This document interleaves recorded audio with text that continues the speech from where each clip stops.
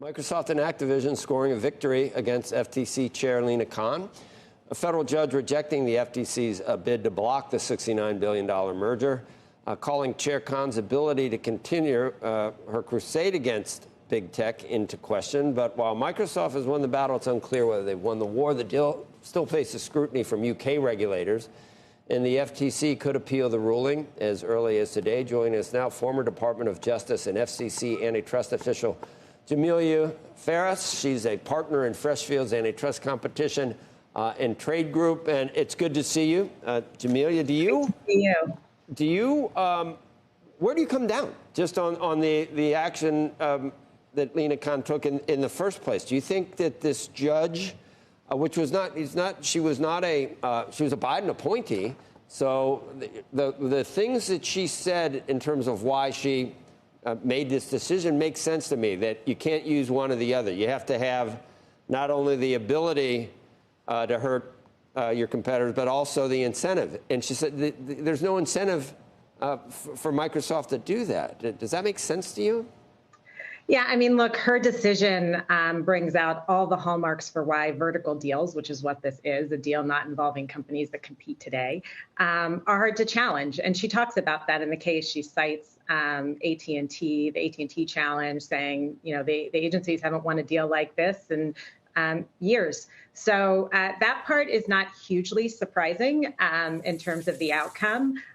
You know, what a lot of the commentary had been is the FTC taking advantage and using the opportunity to challenge a deal that might not stand up in court by looking to authorities outside the U.S. And of course, the UK is still in play, as you note.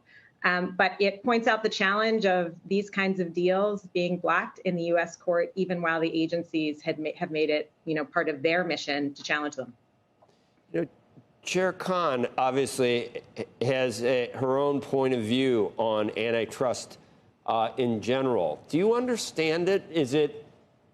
I don't want to be too simplistic, but are mergers just bad in general in her view, or just by definition anti-competitive? And is that good? Is that good to cast a pall on just the whole deal-making ability? Over time, hasn't there been some societal benefits to mergers? Are they all bad?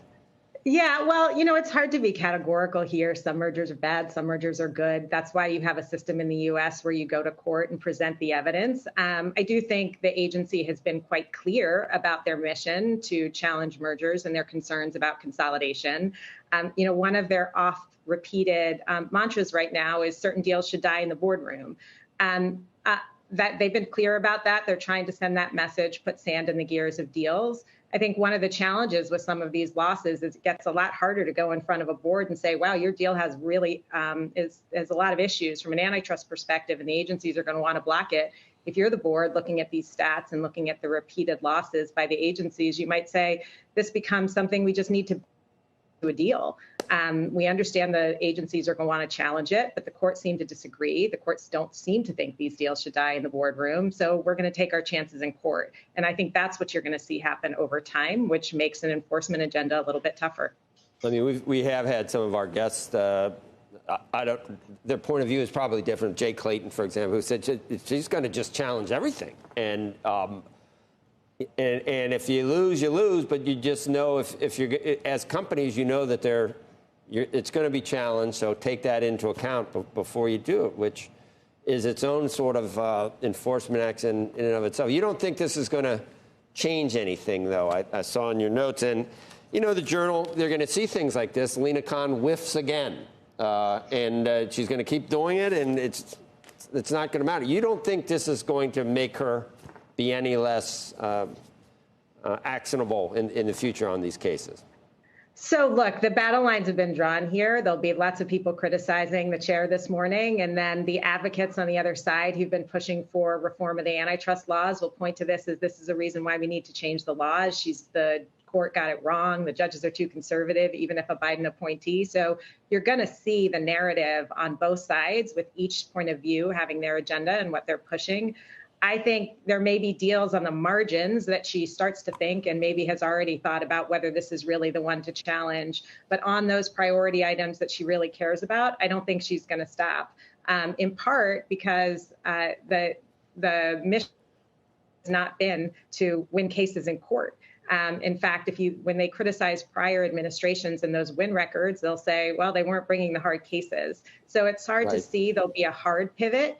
Does it get harder for the agencies? Yes. They're setting up precedent. There are other, opinions that the courts will be citing now. They might start to pause about whether or not they really should be rejecting all of the remedies that companies are offering in order to address competition concerns. That is about a line that the agency has drawn, and it's proving to hurt them in court. So here, Microsoft's committed to make their game available. The court cited that in their opinion as something that really mattered. And the agencies have been discounting those kinds of commitments, not just under this chair, but for, in recent administrations.